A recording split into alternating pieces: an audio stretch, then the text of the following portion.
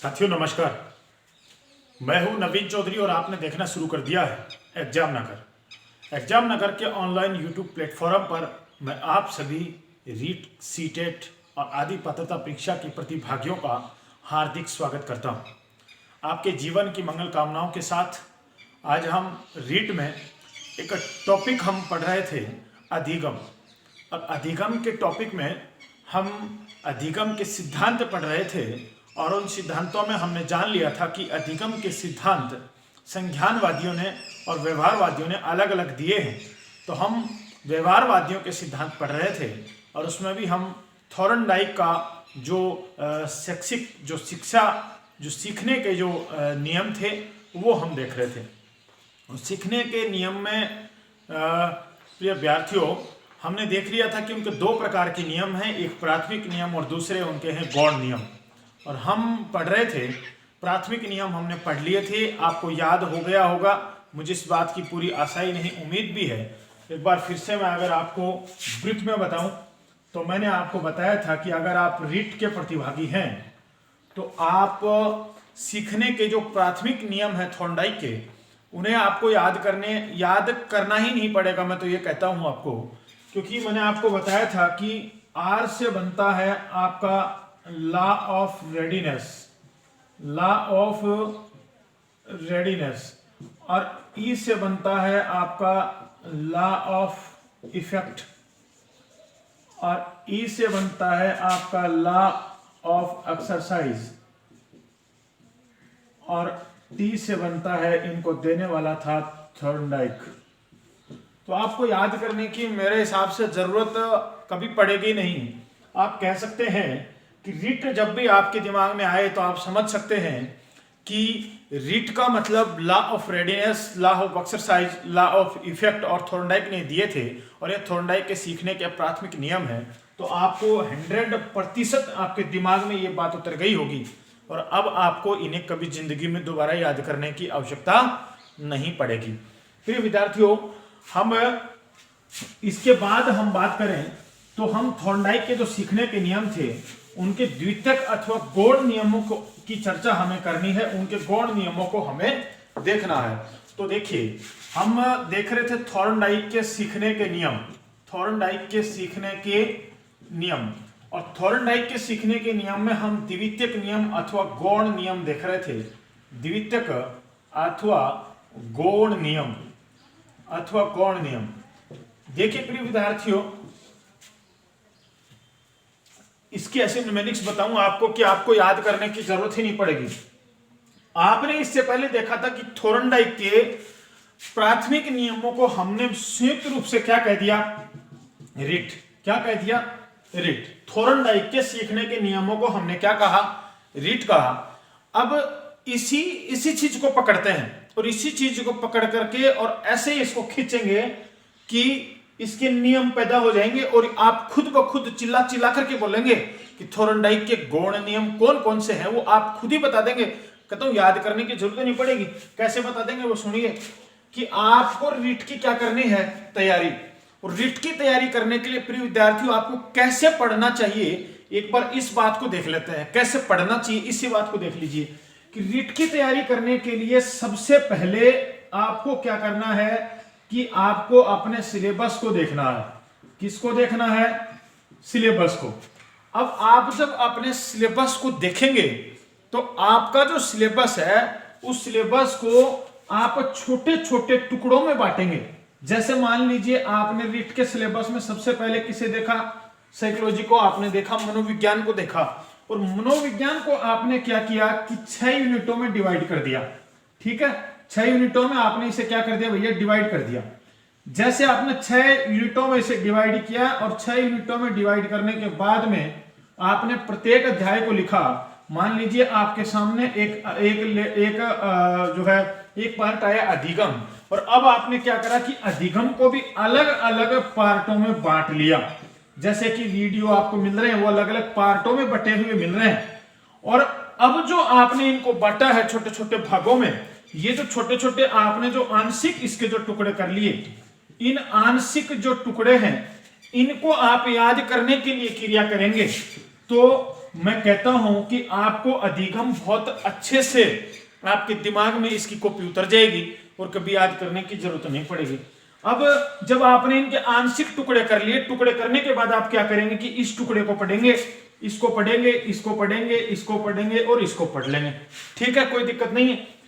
जब आपने ये टुकड़े पढ़ लिए तो पढ़ने का मतलब क्या हुआ कि आपने क्या पढ़ लिया, अधिगम पढ़ लिया।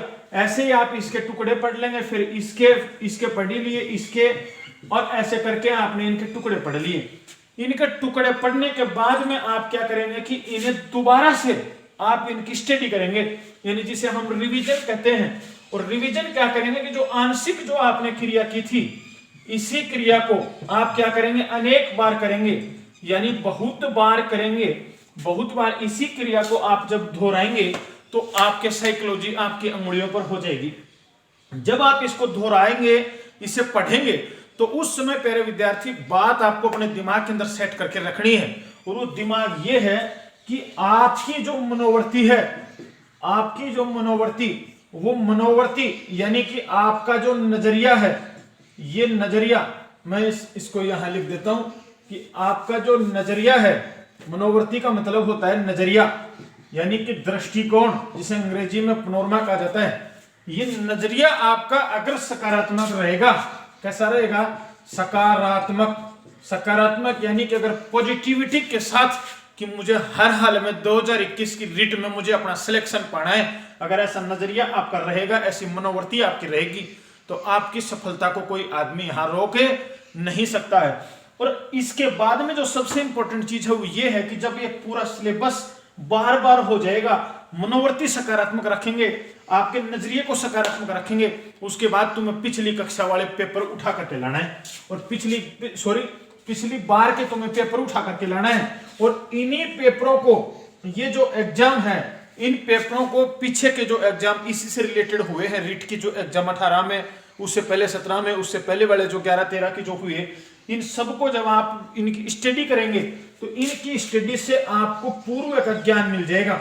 और पूर्व के ज्ञान का मतलब यह होता है प्रिय विद्यार्थियों कि आपको यहां जो है एक तरीके से ऐसा दिखने लग जाएगा कि पेपर कैसा आएगा, खुद ब खुद आप महसूस करेंगे कैसा पेपर आएगा। आपके दिमाग का ये सवाल खत्म हो जाएगा, जिसे हम सादृश्यता कहते हैं।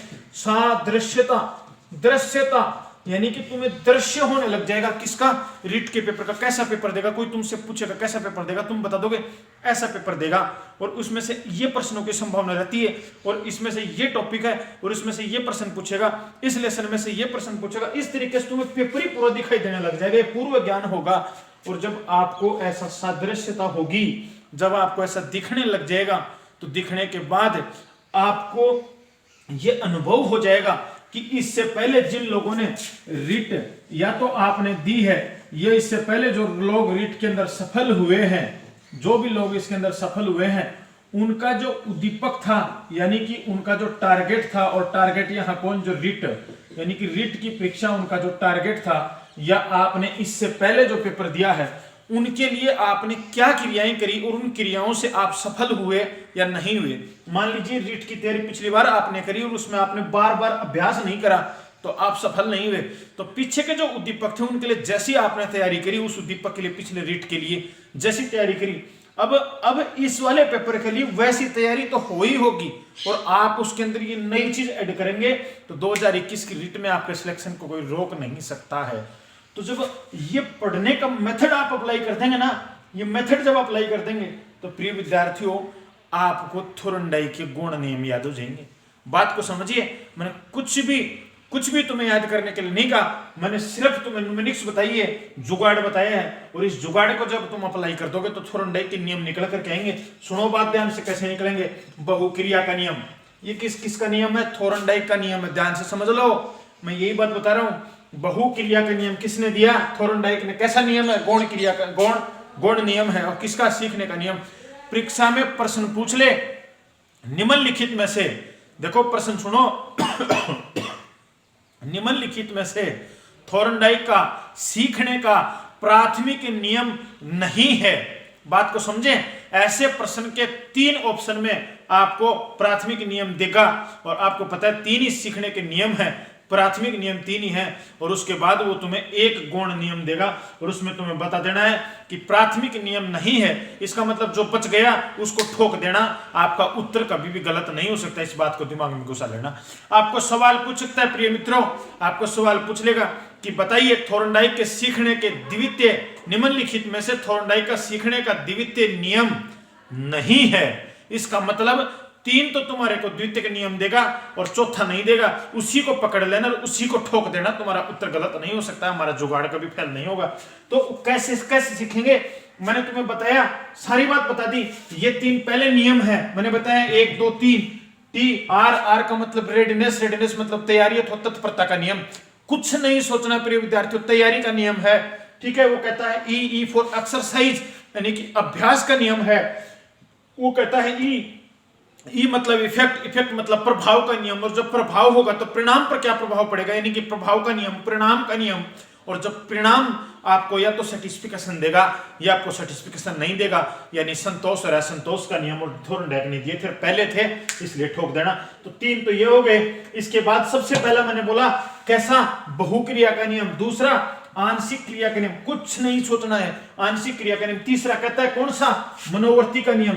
ये हो गया तीसरा आपका। और उसके बाद में आपको दिखने लग गया, जैसे ही आपको दिखने लग गया तो ये कौन सा प्रकार का नियम हो गया आपका, चौथे नंबर का नियम हो गया, जिसे सादृश्यता का नियम कहा जाता है। और जब आपके साथ ऐसी सिचुएशन बनेगी जब आप सफल होने के लिए पिछले उद्दीपकों में क्या क्रिया हुई और वैसी क्रिया अब यहां भी अप्लाई करेंगे, यानी कि किसी उद्दीपक के लिए, उसी जैसे उद्दीपक के लिए जब आपने कोई क्रिया करी उसी को जब दोबारा से अप्लाई करेंगे तो उसके बीच एक जो है वो उसके बीच एक संबंध स्थापित होगा, जिसे हम साहचर्य का संबंध कह सकते हैं, साहचर्य का स्थानांतरण कह सकते हैं। तो ये जो साहचर्य का जो स्थानांतरण बनेगा, इस साहचर्य के स्थानांतरण प्रिय विद्यार्थियों, साहचर्य का स्थानांतरण आपका 5वां नियम होगा। और इस प्रकार तो मैं 5 नियम मैंने यही ठोक दिए, यही बता दिए सारे के सारे। तो आपको एक भी नियम में खत्म याद करने की जरूरत नहीं पड़ेगी, सारे मैंने यही बता दिए हैं आपको। एक बार समझ लीजिए, ध्यान से समझ लीजिए इसने क्या कहा है, प्रत्येक नियम को समझ लीजिए और रिट में इसे अप्लाई कर दीजिए, थोर्नडाइक को अप्लाई कर दीजिए। आपके रिट में होने वाले सिलेक्शन को दुनिया की कोई ताकत रोक नहीं सकती है। बात को समझिए, इसने क्या कहा, सबसे पहले इसने क्या कहा, देखिए इसने कहा कि अगर बालक को पढ़ाना है, अगर आपको अधिगम करना है, तो अधिगम करने के लिए अपनी विषय वस्तु को आंशिक छोटे छोटे टुकड़ों में बांट लीजिए और उसके लिए अनुक्रिया कीजिए। छोटे टुकड़ों में बांटिए, आपका सिलेबस है उसे डिवाइड कर लीजिए, उसके और टुकड़े बनाइए और उन टुकड़ों के लिए अनुक्रिया करनी प्रारंभ कर दीजिए। और उनके लिए जब अनुक्रिया करेंगे उसी को उद्दीपक मान लीजिए। जब उसके लिए क्रिया करेंगे, छोटे छोटे टुकड़ों में बांट करके आप जब उसे याद करेंगे, समझने की कोशिश करेंगे, तो आपके याद हो जाएगा, आपको अधिगम की प्राप्ति होगी। यही थोर्नडाइक का सीखने का पहला नियम है, आप सीख जाएंगे। और ये इसे कहते हैं आंशिक क्रिया का नियम, ये पहली बात। दूसरा सुनिए, वो कहता है जब छोटे छोटे टुकड़ों में बांटेंगे तो एक बार इसको याद करेंगे, उसके बाद अभ्यास कीजिए, बार बार अभ्यास कीजिए, करत करत अभ्यास के जड़मत होत सुजान, बार बार कीजिए, बहुक्रिया, बहुत बार क्रिया, अनेकों बार क्रिया कीजिए। और जब अनेकों बार क्रिया आप करेंगे तो उसे बहुक्रिया का नियम कहा जाएगा। बात समझ में आ रही है। और इस सिचुएशन में अपने दृष्टिकोण को सकारात्मक रखिए। अगर आपका सकारात्मक दृष्टिकोण है तो आपको सीखने से कोई रोक नहीं सकता है। इसीलिए वो कहता है कि मनोवर्ती का नियम, और मनोवर्ती का नियम कहता है मनोवर्ती, मन प्लस वर्ती, आपका मन यानी कि मस्तिष्क, और मस्तिष्क का नजरिया, आपका नजरिया क्या है, और नजरिया सकारात्मक होगा तो आपको सीखने से कोई नहीं रोक सकता। ये बात थोर्नडाइक ने बताई। उसके बाद वो कहता है पूर्व ज्ञान, देखिए पूर्व ज्ञान नवीन ज्ञान को सदैव प्रभावित करता है। इसलिए इस बात को अपने दिमाग में सेट कर लेना कि पूर्व ज्ञान नवीन ज्ञान को सदैव प्रभावित करता है। और जब वो प्रभावित करता है तो आपको पूर्व ज्ञान के अनुसार आप नई चीज का आकलन कर लेते हैं, वो आपको दिखाई देने लग जाती है कि ऐसा हो सकता है, क्योंकि वैसा आपको पूर्व ज्ञान पहले ही हो गया है। जैसे आपने पिछली बार रीट दे दी तो इस बार वाले बच्चों को पता चल गया, पहले ही पता चल गया उनको। अब उन्होंने सिलेबस को देखते ही, अब जैसे इस बार जो नए विद्यार्थी बैठे उन्होंने तो क्या करा, पूरे सिलेबस को पढ़ा ढंग से। सिलेबस का मतलब जो सिलेबस गवर्नमेंट ने जो जारी किया है माध्यमिक शिक्षा बोर्ड ने, उसके उस 2 पेज के उसको पढ़ रहे हैं, वो पूरे को क्या क्या सिलेबस में दिया है और पूर्व जो विद्यार्थी जिनको पूर्व ज्ञान हो गया, उन्होंने क्या देखा, उन्होंने उस सिलेबस में यूं देखा क्या नया जोड़ा है। क्यों? पूर्व ज्ञान है, पूर्व ज्ञान नवीन ज्ञान को प्रभावित कर रहा है, और जब वो नवीन ज्ञान के लिए उन बिंदुओं को देख रहे हैं और उस बिंदुओं को देखने के बाद वो अंदाजा लगाएंगे ये तो हमें आता ही है, कोई दिक्कत नहीं है, और इसको दोबारा से हम बहुक्रिया करेंगे, आंशिक क्रिया करेंगे, बहुक्रिया करेंगे, नजरिया मनोवर्ती सकारात्मक रखेंगे, 100% सफल हो जाएंगे, कोई दिक्कत नहीं। पिछली बार क्या गलतियां करी वो इस बार नहीं करेंगे। ज्ञान हो गया, पूर्व ज्ञान हो गया, तो उसे दिखने लग गई, फिल्म क्लियर हो गई उसके सामने, इस बार की 2021 की रीट में कैसे करूंगा और क्या करूंगा तो सफलता मुझे मिल जाएगी। यही तो सादृश्यता का नियम है, थोरनडाइक ने दिया था, सीखने का द्वितीयक नियम जिसे उसने गौण नियम कहा था। इसके बाद वो कहता है साचर्यता का नियम। साचर्यता का नियम कहता है प्रिय विद्यार्थियों, किसी एक समान यानी मिलते जुलते उद्दीपक के प्रति अगर आपने कोई क्रिया पहले की है तो अगले उद्दीपक के लिए भी लगभग वैसी ही क्रिया, वैसी ही अनुक्रिया होनी प्रारंभ हो जाती है। जैसे आपने सेकंड ग्रेड का एग्जाम दिया तो आपको मालूम हो गया कि सरकार ये जो पेपर आता है, शिक्षकों का जो पेपर आता है वो लगभग ऐसा सा आता है और उसमें ऐसी ऐसी ये संभावनाएं होती हैं, ये उसकी विशेषताएं होती हैं, आपको पता लग जाता है। तो ऐसे कोई मिलते जुलते उद्दीपक के प्रति आपने जो अनुक्रियाएं करी, आप सेकंड ग्रेड के प्रति गंभीर हो गए, तो अब रीट की तैयारी में भी आप स्वतः ही गंभीर हो जाएंगे।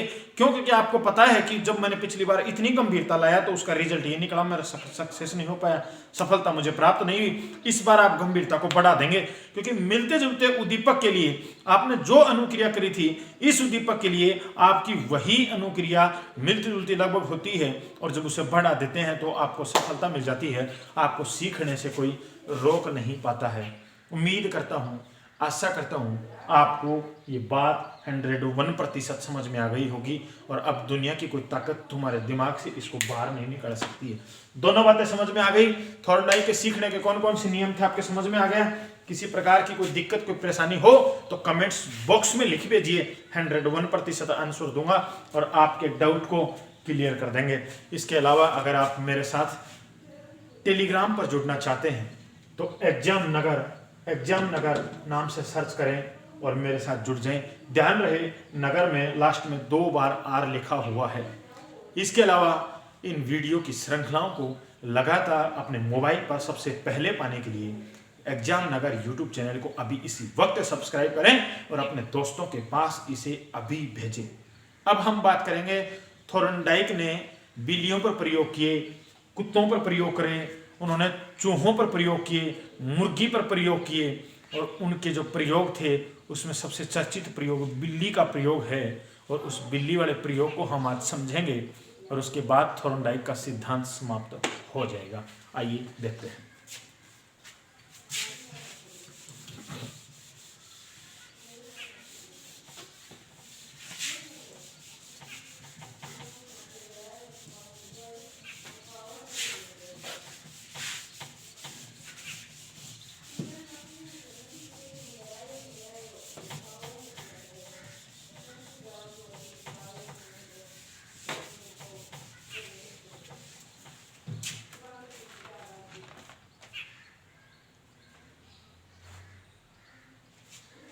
देखिए भैया,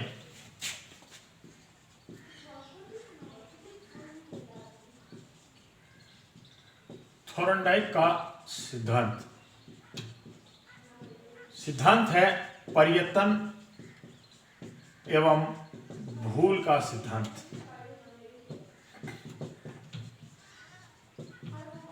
देखिए क्या हुआ, कहानी को समझिए क्या हुआ। एक पिंजरा लिया, किसने? थोरनडाइक ने।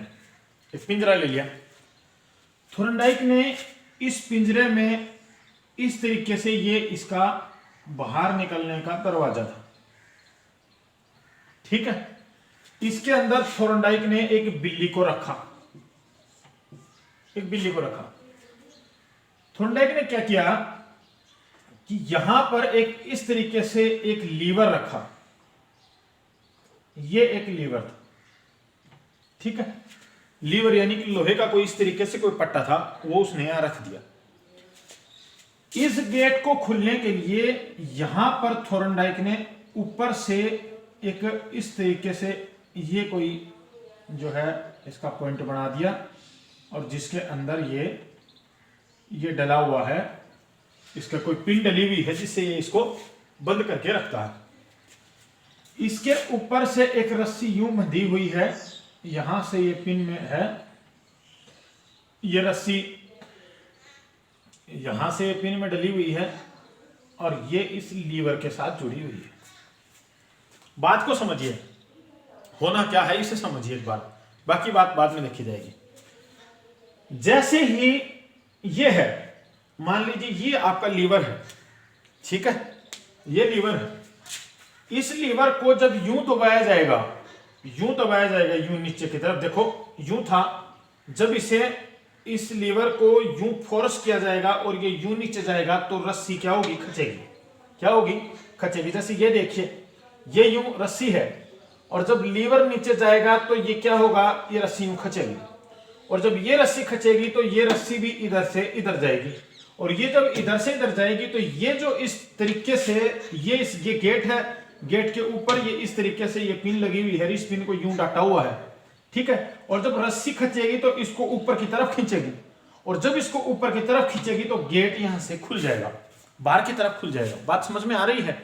जैसे ये पिन लगा दी और ये पिन के ऊपर से यूं लगाई हुई है, ये पिन गेट के ऊपर है, गेट को खुलने नहीं दे रही, और जैसे ही लीवर को दबाएंगे रस्सी खींचेगी, ऊपर की तरफ उठेगा और उठते ये यूं गिर जाएगा, यानी कि ये बाहर की तरफ गिर जाएगा और बिल्ली के लिए रास्ता खुल जाएगा। ये थी पहली बात। अब थॉर्नडाइक ने जैसे बिल्ली को अंदर रखा, अब बिल्ली को तो पता नहीं है, और थॉर्नडाइक जो है वो पशु मनोवैज्ञानिक थे, क्योंकि पशुओं पर ही इन्होंने रिसर्च किए थे, और प्रथम जो है शैक्षिक मनोवैज्ञानिक और प्रथम पशुओं के जो मनोवैज्ञानिक थे वो भी यही थे, तो इन्होंने प्रयोग किया। अब इस प्रयोग में इन्होंने क्या किया कि बिल्ली जैसे ही अंदर गई तो बिल्ली ने इस लीवर के ऊपर पंजा मारा। जैसे बिल्ली ने लीवर पर पंजा मारा तो तो यहां से गेट की रस्सी थोड़ी सी ऊपर नीचे हुई, बिल्ली ने एकदम से हड़बड़ाहट में पंजा वापस उठा लिया। अब पंजा वापस उठा लिया तो गेट नहीं खुला। अब बिल्ली क्या करती है कि बार बार इसको पंजा मारने की कोशिश करती है, क्यों? बाहर निकलने के लिए।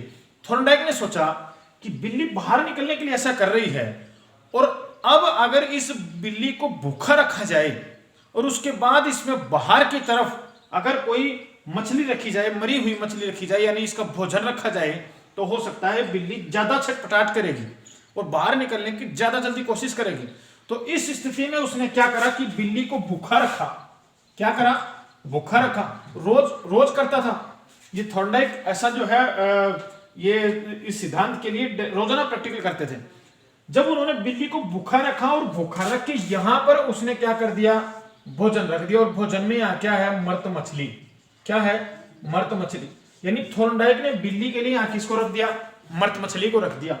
अब इस सिचुएशन में यहां जब बिल्ली है तो ये यहां पर लगे हुए हैं, इतनी दूर में ये लगे हुए हैं, क्या ये यहां पे एक मतलब जंगला टाइप बनाया हुआ है जिसमें मतलब सलाखें बनाई हुई है यहां पर, जिसमें बिल्ली को स्पष्ट दिखाई दे रहा है क्या, मृत मछली। और सूंघने की क्षमता बहुत होती है इनमें, तो वो सूंघ भी पा रही है उसको कि उसके सामने क्या रखा, मृत मछली। लेकिन क्या लगाया हुआ है, जाल लगाया हुआ है। तो कोशिश करती है उन सलाखों में से, जाली में से मुंह मारने की, लेकिन बाहर मुंह नहीं निकल पाता, इसलिए वो अब भूखी है ऊपर से, और ऊपर से उसके सामने क्या रख दिया, मृत मछली रख दी। ऐसी सिचुएशन में बिल्ली कोशिश करती है, बार बार कोशिश करती है, बार बार प्रयत्न करती है, और फिर भूल जाती है, फिर प्रयत्न करती है, फिर भूल जाती है, और एक सिचुएशन ऐसी आती है कि बिल्ली इस लीवर पर झटके से जोर से पंजा मारती है, और जैसे ही पंजा मारती है तो ये बाहर की तरफ ये ऊपर हो जाता है और ये खुल जाता है और बिल्ली यहां से बाहर आ जाती है। जब ऐसी प्रक्रिया बार बार हुई तो उस सिचुएशन में थॉर्नडाइक ने देखा कि ये जो बिल्ली है वो बिल्ली अब पंजा मार के और इस लीवर पे पंजा मार के इस गेट को खोलना समझ गई है। जब थॉर्नडाइक ने यह प्रयोग बार बार किया तो बिल्ली जैसे अंदर गई और बाहर ये लाया गया, उस बाहर मृत मछली रखी गई, तो बिल्ली जब भूखी थी अपने शिकार के लिए, बिल्ली फटाफट उस पर पंजा मारती और गेट को खोलती और मछली को आकर के खा जाती। यानी कि बिल्ली को अब ये अधिगम हो चुका था कि अब उसे गेट को कैसे खोलना है, जबकि उसे तो किसी ने समझाया नहीं था। लेकिन बिना समझाने के बावजूद भी अब बिल्ली इस गेट को, दरवाजे को खोलना सीख गई थी, यानी अधिगम करना सीख गई थी। उसे अधिगम हो गया था, लर्निंग आउटकम उसे हो गया था। तो इसे समझिए वो क्या कहते हैं। वो कहते हैं कि बिल्ली में चालक, चालक क्या है यहाँ? भूख। क्या है? भूख। की बिल्ली में चालक है। चालक का मतलब अगर वो कोई चीज उसको अभिप्रेरित कर रही है तो वो कौन कर रही है? भूख कर रही है। जैसे आज से 4-5 रोज पहले आपने अखबार में एक समाचार देखा होगा, टीवी पे देखा होगा, सोशल मीडिया पे देखा होगा कि एक शेर है और एक अभ्यारण्य में एक शेर है और कुछ लोग विजिट कर रहे थे, शायद ये सवाईमाधोपुर के रणथंभौर की घटना थी या कहीं और की थी, आप देख लेना, एग्जैक्ट मुझे नहीं ध्यान है। तो वो जो है कुछ लोग वहां विजिटर्स थे, घूमने के लिए गए थे अभ्यारण्य में, और वहां पे सामने शेर है और शेर के सामने कुत्ता है। तो जैसे ही वो शेर जो है वो शेर और कुत्ते के आमने सामना होता है तो कुत्ता वहां शेर की बजाय कुत्ता गुर्राता है और आवाज निकालता है और ऐसा महसूस कराता है शेर को कि तुझे ये क्या कर जाएगा, खा जाएगा। और उनके बीच में कुछ सेकंड तक, यानी कि लगभग 1 मिनट तक वो एक दूसरे को एकटक देखते हैं और कुत्ता जोर जोर से उसके अंदर उसको खाने के लिए ऐसे दिखाता है, अपना आवाज निकालता है, या वो आप कुछ भी समझे उसे कि वो उसको झपटने की कोशिश करने की यूं दिखाता है शेर को, जैसे तुझे खा जाएगा कुत्ता। और उस समय लगभग उस वो चीज वीडियो में रिकॉर्ड हो गई और शेर जो है वो मुड़ करके और चला जाता है। जबकि आप जानते हैं कि कुत्ते की शेर के सामने कोई औकात नहीं होती, ठीक है। वो चाहता तो उस कुत्ते को वहीं फफेड़ देता और कुत्ते को खा जाता, लेकिन शेर वहां से चला गया। अब जब वो जो पशुओं के जो डॉक्टर थे या उनसे रिलेटेड जो आदमी वहां थे, उन्होंने, जो विशेषज्ञ थे, उन्होंने कहा कि शेर इस स्थिति में भूखा नहीं था और शेर को शिकार की कोई आवश्यकता नहीं थी और पूर्णतः वो खाया पिया हुआ था, इसलिए शेर ने उस कुत्ते को छोड़ दिया। क्योंकि आप अंदाजा लगा सकते हैं कि शेर कुत्ते को क्यों छोड़ता। तो ये जो वैज्ञानिक थे, जो पशुओं के जो विशेषज्ञ थे, उन्होंने इस तरह का स्टेटमेंट दिया, वो अखबार में, मीडिया में खूब प्रचलित हुआ। तो उस बात को अगर यहां अप्लाई किया जाए कि अगर उस बिल्ली को भूख नहीं होती तो वो बार बार इसको मारने की कोशिश नहीं करती। तो थोड़ा ही कहते हैं कि अगर चालक, यानी कि उसमें भूख नहीं होती, अगर उसके सामने भूख, पहले उसको भूखा रखा, उसमें चालक लाए और उसको अभिप्रेरित करने के लिए उन्होंने क्या रख दिया, मृत मछली उसके सामने रख दी। तो जो मृत मछली है ये क्या है कि उसके लिए अभिप्रेरक का काम कर रही है। किसका काम कर रही है? अभिप्रेरक का काम कर रही है। कौन? मृत मछली। क्योंकि मृत मछली से ही, मृत मछली ही तो उसको अभिप्रेरणा दे रही है कि, क्योंकि उसी के चक्कर में वो, उसको भूख लगी हुई है, भूख लगी, सामने भोजन रखा है तो भोजन को पाने के लिए वो कोशिश करती है। यानी अगर हम यूं देखें कि इस बिल्ली का, ये जो बिल्ली है जो अनुक्रिया करता है, यानी यहां क्या कर रही है बिल्ली? अनुक्रिया कर रही है। तो अगर बिल्ली जो अनुक्रिया करता है यहां, ये बिल्ली यहां किसको प्राप्त करना चाहती है, उसका उद्दीपक क्या है, उसका टारगेट क्या है? तो अगर इसके उद्दीपक की बात करें तो उसका उद्दीपक यहां क्या है? आपकी मृत मछली। क्या है? मृत मछली यहां उसके लिए उद्दीपक का काम कर रही है। और ये जो उद्दीपक के लिए जो अनुक्रिया कर रही थी, वो अनुक्रिया कर क्या रही थी? ये देखिए, अनुक्रिया वो कर रही थी कि वो बार बार दरवाजे से बाहर निकलना चाहती है। उसके लिए वो उल्टे सीधे पैर मार रही थी, लीवर पर उल्टे सीधे पैर मार रही थी। ये उसकी क्या है अनुक्रिया, कि लीवर पर उल्टे सीधे पैर मार रही थी, उल्टे सीधे पैर मार रही थी। ये क्या है? ये इसकी क्या है? अनुक्रिया है, यानी बार बार प्रयत्न करना। ये क्या है? अनुक्रिया है। किसके लिए? लीवर को खोलने के लिए। अब अवरोधक क्या था? अवरोधक यानी उसके उद्दीपक को पाने के लिए अवरोधक का काम कौन कर रहा था? इस बात को समझिए। तो अवरोधक का काम कौन कर रहा था यहाँ पे? अवरोधक का काम उसके लिए यहाँ क्या था कि लीवर उसके लिए अवरोधक का काम कर रहा था, और यहाँ दरवाजा क्या था? बंद था। तो लीवर उसके लिए क्या काम कर रहा था? अवरोधक का काम कर रहा था लीवर। यानी कि हम कहें कि बंद दरवाजा उसके लिए अवरोधक का काम कर रहा था, बंद दरवाजा ये कर रहा था। और इसके बाद जो बिल्ली है उसे सफलता मिली, सफलता मिली। यानी वो सफलता कैसे मिली? लीवर पर पैर मारने से। कैसे मिली? लीवर पर पैर मारने से उसे क्या मिल गई? सफलता मिल गई। और जब सफलता मिली तो बिल्ली बाहर निकली और उसने अपने उद्दीपक को प्राप्त कर लिया। और अगली बार बिल्ली समझ गई कि मुझे क्या करना चाहिए, जैसे ही मैं लीवर पे पैर मारूंगी तो मुझे उद्दीपक की प्राप्ति हो जाएगी। यानी कि उसका जो उद्दीपक था वो कौन था? मृत मछली। तो एक बार आप इसको डायग्राम को देख लीजिए, इसका स्क्रीनशॉट ले लीजिए ताकि आप आसानी से समझ जाएं कि इसमें क्या लिखा हुआ है। इस बात को आपको समझ लेना है, ठीक है। तो ये आप देख लेंगे। और इसमें हम अगर बात कर लें कि उसे अधिगम की लास्ट में प्राप्ति हो गई, और वो अधिगम की क्या प्राप्ति हो गई कि बिल्ली यहां बार बार बिल्ली पैर मारकर, लीवर पर पैर मारकर दरवाजा खोलना सीख गई, दरवाजा खोलना सीख गई। यही क्या हुआ, दरवाजा खोलना सीख गई, यही तो उसे क्या हो गया, अधिगम हो गया। क्या हो गया, अधिगम हो गया। तो ये क्या है, ये थोरनडाइक का सिद्धांत है। और कौन सा सिद्धांत है, प्रयत्न और भूल का सिद्धांत है। इसे थोरनडाइक ने उद्दीपक और अनुक्रिया का सिद्धांत भी कहा है। देखिए यहां हम लिखें कि उद्दीपक एवं अनुक्रिया का सिद्धांत, उद्दीपक एवं अनुक्रिया का सिद्धांत भी इन्होंने इसे कहा है, क्योंकि उद्दीपक यहां उसका जो स्टिमुलस था वो, और उसकी जो अनुक्रिया थी यानी कि उसका जो रेस्पॉन्स था, तो एसआर का सिद्धांत भी उन्होंने इसे कहा है, क्योंकि यहाँ स्टिमुलस और वो रेस्पॉन्स की ही बात करता है, उसी के सिद्धांत की बात करता है। उद्दीपक को प्राप्त करने के लिए ही बिल्ली क्या कर रही थी, अनुक्रिया कर रही थी। तो आपको इस बात को समझ लेना है कि उद्दीपक और अनुक्रिया का जो सिद्धांत है वो भी इसे ही कहा जाता है, किसको, प्रयत्न और भूल के सिद्धांत को कहा जाता है। ठीक है, इसमें वो इसे प्रयत्न और भूल का सिद्धांत भी कहते हैं, संबंधवाद का सिद्धांत भी कहते हैं।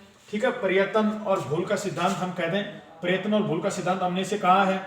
और संबंधवाद का सिद्धांत, संबंध बन रहा है यहाँ, तो संबंधवाद का सिद्धांत भी इसे उन्होंने कहा है। ठीक है, तो इस तरह की बातें यहाँ इसके अंदर दी गई हैं। इसके बाद हम इनके जो क्या इनसे हमने सीखा, इस बात को हम देख लेते हैं, ताकि हमें ये भी समझ में आ जाए कि हमने इससे क्या प्राप्त किया है और क्या हम इससे सीख रहे हैं। इस बात को देख लीजिए। थोरनडाइक का ये जो सिद्धांत था, इस सिद्धांत से हमें क्या प्राप्त हुआ, आइए सबसे पहले हम इन बातों को देखते हैं। देखिए, थोरनडाइक कहते हैं कि अधिगम में प्रयास एवं भूल समाहित है, प्रयास एवं भूल समाहित है। देखिए, वो कहते हैं कि अधिगम में प्रयास और भूल दोनों समाहित हैं। यानी जब अधिगम होगा तो प्रयास उसे करना पड़ेगा, प्रयत्न उसे करना पड़ेगा, और प्रयास और प्रयत्न जब बार बार करेगा, भूल होगी, फिर प्रयास करेगा, फिर भूल होगी, फिर प्रयास करेगा, तो उसे अधिगम हो जाएगा। ये बात हमने इसी से सीखी है। बिल्ली ने जब बार बार प्रयास किया, भूल गई, फिर प्रयास किया, भूल गई, फिर प्रयास किया, भूल गई, तो उसे क्या प्राप्त हो गया, अधिगम प्राप्त हो गया। इस बात को आपको समझना है। दूसरी बात है, ये कहते हैं कि अधिगम अचानक न होकर, अधिगम अचानक न होकर उत्तरोत्तर होता है। देखिए, उत्तरोत्तर होने का मतलब होता है, मैंने आपको जब व्यवहारवादियों के सिद्धांत और आपको संज्ञानवादियों के सिद्धांत में जब मैं आपको अंतर समझा रहा था शुरू में, तो मैंने समझाया था कि अधिगम जो है वो अचानक होता है, ऐसा मानना है संज्ञानवादियों का। लेकिन जो व्यवहारवादी है वो कहते हैं ऐसा नहीं होता है। अधिगम उत्तरोत्तर यानी कि स्टेप बाय स्टेप होता है, कर्मिक रूप से होता है। ये कहते हैं स्टेप बाय स्टेप होता है, धीरे धीरे सीखेगा।